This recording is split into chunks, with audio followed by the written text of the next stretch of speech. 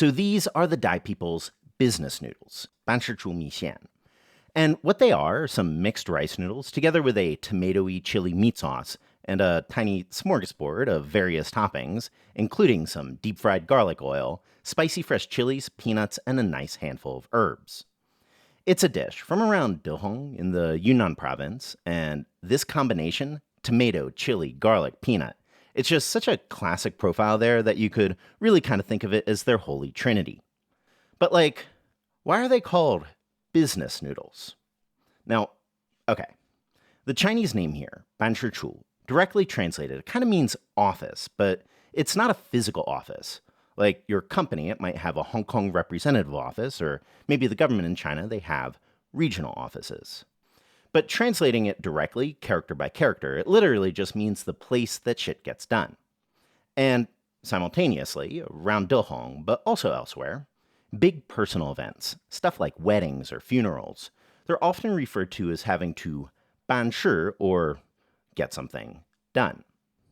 But coming from a Dai cultural background, a little like their cousins down in Thailand, those kind of events, they inevitably turn into a big party. They sometimes get a little sloppy. And so these noodles, they're often at these kind of events because they're the kind of thing that the guests, they can just kind of mix themselves. So the name, it's basically a big joke.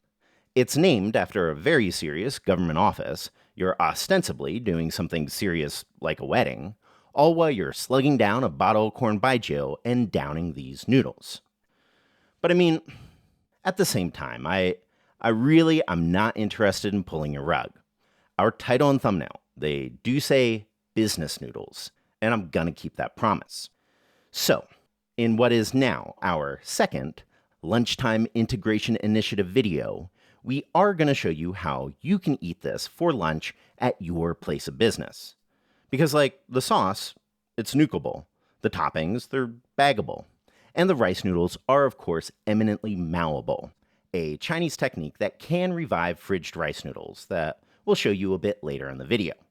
But whether you're in your office or just for dinner, let's talk components. And one of the fundamental components in a lot of Dai Yunnan cooking, like a lot of Southeast Asian cooking too, is garlic oil. Now, to make the Dai version to a wok, first just toss in a half a cup of oil, an eighth of an onion, and a couple cilantro roots if you happen to have some on hand. Fry those over a medium flame until the onion is nice and golden, or about 10 minutes. Then shut off the heat and remove those two things.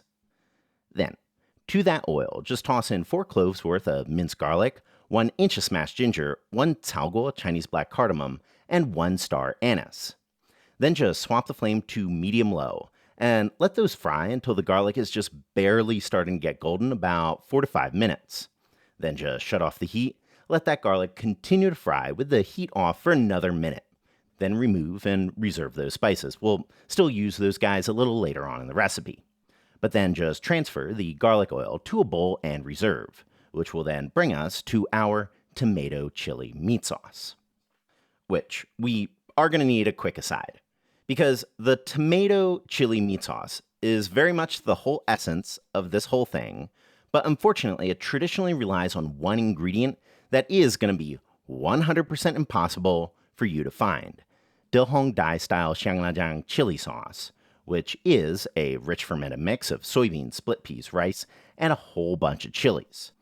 It's really kind of hard to find here, even in central Yunnan, so we'll obviously need to substitute it. So instead, what we're going to use is a mix of 1 tablespoon each tomato paste, pixian doubanjiang, Sichuan chili bean paste, and Hunan Duojiao chopped fermented chilies. The last guy, you could also sub for sambal ola if you need it. So, with that sorted then, straining in 4 tablespoons, aka a quarter of a cup, aka half of our garlic oil back into the wok. Over a medium-high flame, start to fry 250 grams worth of minced pork. Fry that for about 5 minutes or so, or until things are almost starting to brown and re-release a touch of that oil. Then heat off, scooch that up the side of the wok and let a bit of the oil drain off. And then we'll add in our sauce substitute, which is up here on the screen in case you forgot.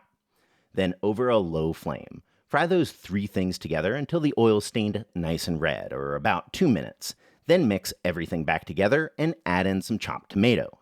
This here was 450 grams worth of tomato, little X cut in, blanched, peeled, stem removed, chopped into a rough mince, and then fast forwarded, tossed in with our sauces. Then a nice mix now, add back in those spices that we reserved from before, and fry that all over a medium flame for about 10 to 15 minutes.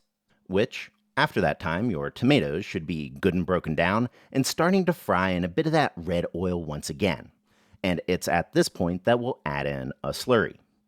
But slurries, over in Thailand, might be a little different than you might be used to. So this was 1 tablespoon of starch. So far, so familiar. But then that's mixed in with 1.25 cups of water. And then it's to that mix that we'll also add in our seasoning. 2 tablespoons soy sauce, half teaspoon dark soy for color, half tablespoon oyster sauce, 1/4 teaspoon MSG, and 1/8 teaspoon each salt and chicken bouillon powder. Mix that all real well, and then you'll toss that into your sauce. Let it continue to cook for about 3 to 4 minutes or until it's all thickened to your liking, or something like this is about perfect. Then remove, reserve, and the sauce itself is done. Now then, when it comes to the lunchtime integration in with your office, that sauce and that garlic oil, those are what you should definitely prep up in advance. You can bag them, they can keep.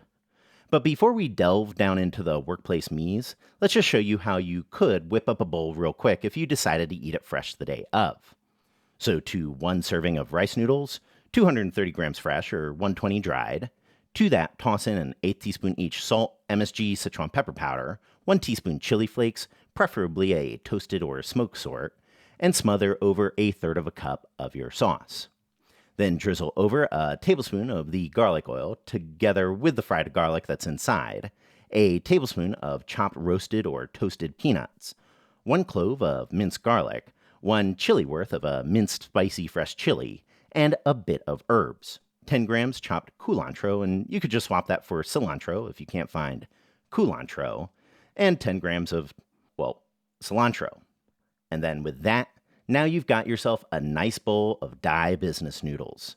Just mix it well, devour, and now I'll hand it off to Steph, who's going to teach you how you can prep this for your office. So first things we need to discuss that Chris just kind of glanced over, it's rice noodles, because rice noodles comes in such a variety.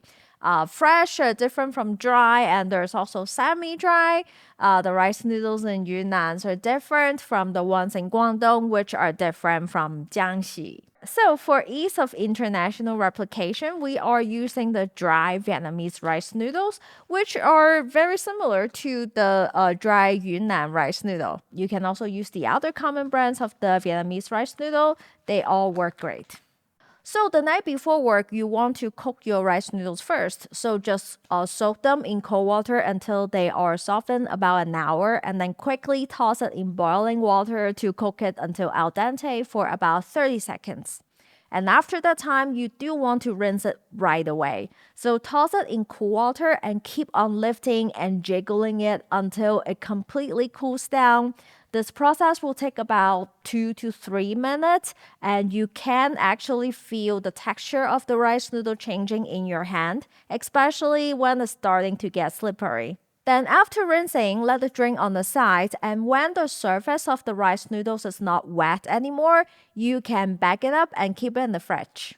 Now, we've stored our sauce and garlic oil. The garlic oil can stay well in the fridge for about a month, and the sauce can keep well for half a week or forever in the freezer. But when bringing it to work, you can combine both in one bag. So just take about 1/3 cup of your sauce in a bag and top it off with 1 tablespoon of the garlic oil and tie it up, keep it in the fridge. Next is the rest of our toppings. So again, the night before, quickly chop up some garlic, fresh chili, cilantro, and culantro, and toss them all into a little baggie. Then separately, mix the chopped peanuts with all the seasonings up here on the screen as a reminder. And that's all of the prep for our lunch next day. Then the next morning, just pack everything up, bring it along, and keep it in your work fridge. Then for lunchtime, when you want to eat it, you will notice that the rice noodles staying in the fridge is kind of hard and actually not good. So now you can revive them by using the technique of mowing. So what you do is pour in some hot water from the water kettle or even from the hot water button from the water dispenser and submerge the rice noodles, jiggle to loosen it up for about 15 to 30 seconds. And then you can drink the water well, and now your rice noodle will be bouncy again and ready to be mixed.